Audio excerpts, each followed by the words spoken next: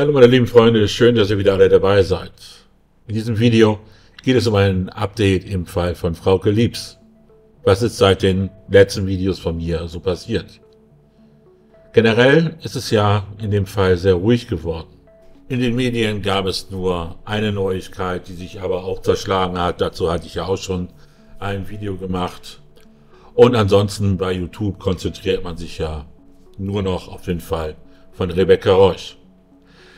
Wie sieht es denn zum Beispiel nach der Veröffentlichung von dem Stern-Podcast über den Fall von Frauke Liebs aus? Gibt es neue Informationen, seitdem dieser Podcast dann erst einmal geendet ist?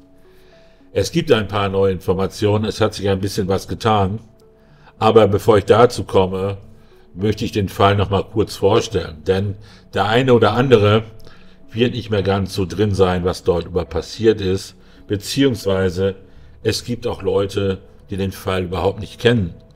Das war zum Beispiel, man glaubt es kaum, dazu werden wir auch gleich nochmal kommen, ein Ermittler in Bayern, der diesen Fall nicht kannte. Ein Mordermittler in Bayern. Am 20. Juni 2006, das war ein Dienstag, verschwand Frauke Liebs auf ungeklärte Weise. An diesem Tag, oder besser gesagt Abend, war sie in einem Irish Pub, dem Old Triangle, in der Paderborner Innenstadt, um dort mit weiteren Freunden ein Spiel der Fußball-Weltmeisterschaft 2006 zu sehen. Während des Spiels, welches sie sich ansehen wollten, das Spiel Schweden gegen England, schrieb sie mehrere SMS an einen Bekannten. Als der Akku ihres Handys leer war, ließ sie sich einen vollen Akku von ihrer Freundin, gab ihn dann aber vor Verlassen des Pubs laut Aussage der Freundin wieder zurück. Das heißt, sie hatte also dann einen leeren Akku in ihrem Handy. Gegen 23 Uhr verabschiedete sich Frauke Liebs von ihren Freunden und machte sich allein auf den 1,2 Kilometer langen Heimweg zu ihrer Wohnung. Es gilt als wahrscheinlich, dass sie den Heimweg zu Fuß antrat, da sie nur noch maximal 5 Euro bei sich gehabt haben soll. Welchen Weg sie einschlug, konnte mangels Zeugen nicht geklärt werden. In ihrer Wohnung kam sie nicht an. Um 0:49 Uhr erhielt der Mitbewohner eine SMS von Frauke Liebs Handy, die ihre verspätete Rückkehr ankündigte. Die Polizei ermittelte später, dass diese Nachricht aus dem Funkgebiet Nieheim-Entrup im Kreis Höxter abgesetzt worden war, etwa 40 Autominuten von Paderborn entfernt. Am 21. Juni erschien Frauke Liebs nicht zur Arbeit. Nachdem sie auch in ihrer Wohnung nicht angetroffen wurde, meldete ihre Mutter sie noch am selben Tag als vermisst. An jedem der folgenden Tage vom 22. Juni bis 25. Juni, einem Sonntag, gab es einen einzelnen telefonischen Kontakt mit Frauke Liebs. Sie rief jeweils mit ihrem Handy bei ihrem Mitbewohner an. Die 4 Anrufe dauerten jeweils weniger als eine Minute und an 3 Tagen fanden sie spätabends statt, 22:26 Uhr, 23:04 Uhr und 22:28 Uhr. Davon abweichend war das Telefonat am Samstag schon um 14:20 Uhr. Unmittelbar nach dem Telefonat am Freitag gelang Frauke Liebs Bruder ein kurzer Rückruf. Frauke Liebs machte bei diesen Anrufen kaum Angaben zu ihrer Situation. Anfangs deutete sie ihre baldige Rückkehr an, weitere Nachfragen beantwortete sie vage oder ausweichend und zum Teil auch rätselhaft oder widersinnig. Kurzer Hinweis eben, das ist hier nur eine Zusammenfassung, wie es auf Wikipedia gibt. Ich habe alles sehr exakt ausgearbeitet in der Serie, die es bei mir auf dem Kanal gibt. Die Playlist zu dieser Serie werde ich euch in der Videobeschreibung hinterlegen. Also, falls da jetzt irgendwelche Unklarheiten sind in dieser Zusammenfassung, die ich jetzt mache, das müsst ihr mir nicht in die Kommentare schreiben. Es geht hier nur um eine Zusammenfassung, damit jeder weiß, um welchen Fall es geht. Am 26. Juni gab es kein Telefonat. Das 5. und letzte Telefonat am 27. Juni begann um 23:29 Uhr und dauerte mehr als 5 Minuten. Frauke Liebs sprach mit ihrem Mitbewohner und ihrer Schwester. Beide konnten über die Lautsprecherfunktion gemeinsam hören und sprechen. Nach dem Gespräch notierten sie, an was sie sich erinnerten. Bei diesem Gespräch soll Frauke Liebs auf die Frage, ob sie gegen ihren Willen festgehalten werde, zunächst mit einem leisen Ja geantwortet haben. Diese Aussage jedoch mit 2 lauten Nein revidiert haben. Nach diesem Telefonat brach der Kontakt zu ihr ab. Wie die Ermittlungen später ergaben, befand sich das Handy bei den Telefonaten in verschiedenen Paderborner Gewerbegebieten.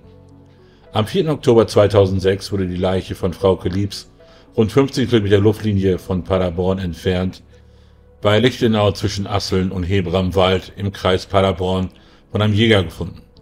Sie lag stark verwest und skelettiert in einem abgelegenen Waldstück etwa 20 Meter von der Straße L817 entfernt, in einer hinter einem Baumstamm gelegenen Mulde unter Tannendickicht. Kriminaltechnische Untersuchungen legten nahe, dass der Fundort nicht der Tatort war. Es konnten keine Reifenspuren, Fingerabdrücke oder DNA-Spuren gesichert werden. Die Leiche wurde mit Frauke Liebs Kleidung vom Tag ihres Verschwindens entdeckt. Blue Jeans, rotes Oberteil und weiße Turnschuhe. Ihr Mobiltelefon und ihre schwarze Handtasche sowie ihre Geldbörse und ihre Armbanduhr wurden nicht gefunden.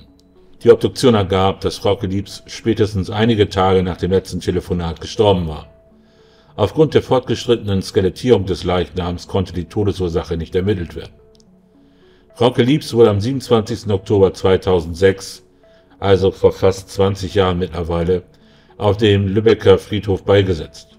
An der Stelle ihres Fundortes wurde eine kleine, inoffizielle Gedenkstätte eingerichtet.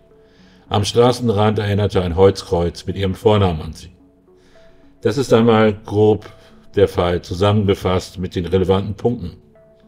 Wie schon gerade gesagt, dazu habe ich eine Serie erstellt, zu der es eine Playlist gibt, in der der Fall sehr detailliert dargestellt wird. Und diese Playlist, also den Link zu der Playlist, habe ich euch auch in der Videobeschreibung hinterlegt. Dominik Stapski, Reporter beim Stern, so erzählte er in dem neuesten Podcast zu dem Fall, erhielt eine Mail mit dem Hinweis, dass es eine neue Durchsuchung im Fall von Frauke Liebs gegeben haben soll. Und zwar bei einem neuen Verdächtigen. Und der Mann soll in der Nähe des Waldes leben, in dem die Leiche von Frauke Liebs gefunden wurde. Also außerhalb von Paderborn. In der Mail gab es dann aber keine konkreteren Informationen. Und man hat auch dann, soweit ich weiß, diese Durchsuchung erst einmal unter dem Deckel gehalten, so dass es nicht an die Öffentlichkeit gelangte. Zu dieser Durchsuchung, dem Hintergrund und dem Ergebnis hatte ich bereits ein Video erstellt und das war, glaube ich, auch schon im November letzten Jahres, also 2024. Und da habe ich auch den Link zu diesem Video in der Videobeschreibung hinterlegt. Dominik Stapski erhielt dann mehrere Mails mit Hinweisen zu einem anderen Podcast, und zwar mit dem Namen Der Mörder und meine Cousine. Dieser Podcast ist vom Bayerischen Rundfunk.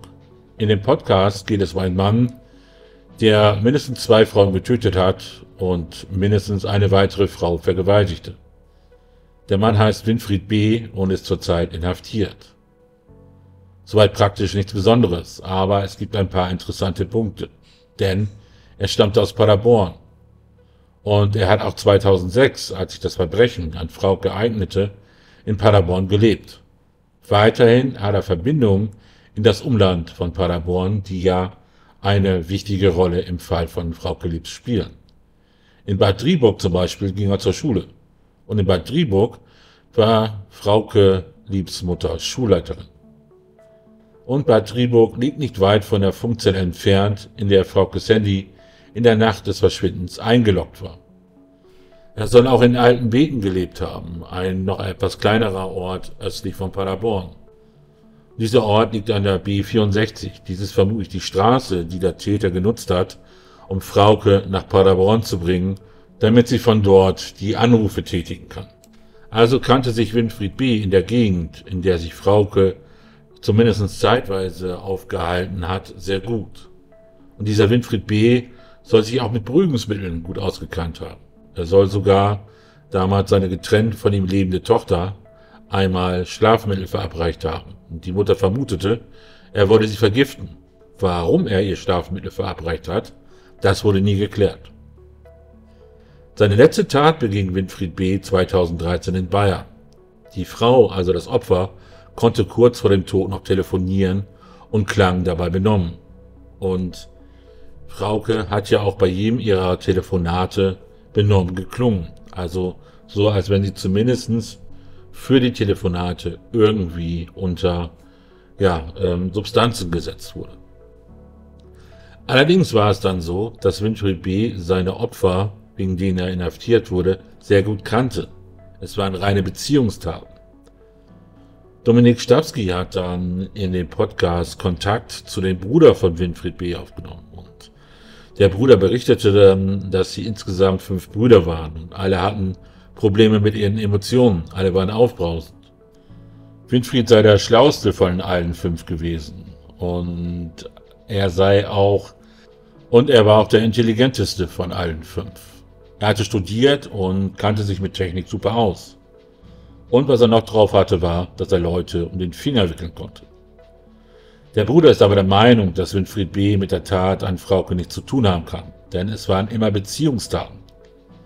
Und die resultierten daraus, dass er nie akzeptieren konnte, wenn eine Frau sich von ihm trennen wollte, denn dann sei er ausgerastet. Auf der einen Seite passt vieles, aber es gibt keine Verbindung zu Frauke direkt. Also, dass dort, wenn auch nur flüchtig, eine Beziehung bestehen könnte. Auch war er wohl nicht Gast im Old Triangle, so dass sie sich dort praktisch auch nicht hätten kennenlernen können oder vermutlich nicht kennengelernt haben. Also, dass daher irgendwo eine Beziehung zwischen Winfried B. und Frauke entstanden sein könnte. Und dazu muss man auch wissen, dass Winfried B. zum Tatzeitpunkt von Frauke 57 Jahre alt war. Dann hat man eine Rückfrage bei dem damals ermittelnden Kommissar im Fall von Winfried B. gestellt. Und da gab sich dann Folgendes. Dominik Stawski wollte den Ermittler zu einem möglichen Zusammenhang zum Fall von Frauke Liebs befragen. Aber der Ermittler im Fall von Winfried B. kannte den Fall von Frauke Liebs gar nicht. Also das ist natürlich, sage ich mal, auch schon ein bisschen ungewöhnlich, weil der Fall von Frauke Liebs war und ist bundesweit bekannt. Und das war dann auch eben der Anreiz einmal für mich, jetzt hier den Fall nochmal zusammenzufassen und dass ich vielleicht zukünftig auch des Öfteren mal wieder ein Erinnerungsvideo an den Fall von Frauke mache, damit er nicht in Vergessenheit gerät. Denn, wie ich schon sagte, im Moment dreht sich bei YouTube alles um Rebecca Reusch. Da der Ermittler dann den Fall von Frauke nicht kannte, kann man davon ausgehen, dass auch keine Verbindung zwischen den Fällen überprüft wurde. Der Ermittler in Bayern notierte sich dann Daten zum Fall von Frauke Liebs und versprach, einiges zu überprüfen und sich dann wieder zu melden. Er meldete sich aber nie wieder bei Dominik Stawski. Und beim erneuten Anruf von Dominik Stawski bei dem Ermittler konnte er diesen nicht erreichen. Ein Kollege teilte mit, dass der Ermittler im Fall von Winfried B. auf unabsehbare Zeit nicht mehr im Dienst sei und der wäre der Einzige, der sich wirklich mit dem Fall von Winfried B. auskennt. Dazu sei noch angemerkt, dass Winfried B. immer nur das gestanden hat, was man ihm auch klar nachweisen konnte. Daraufhin wurde dann Kai-Uwe Waschkies noch einmal kontaktiert, also der Staatsanwalt im Fall von Frauke Liebs, und gefragt, wie es da aussieht, ob da Abgleiche stattgefunden hat. Und dieser teilte mit, dass der Verdacht sich gegen Winfried B. nicht erhärtet hat. Also auch diese Spur ist wieder ins Leere gelaufen.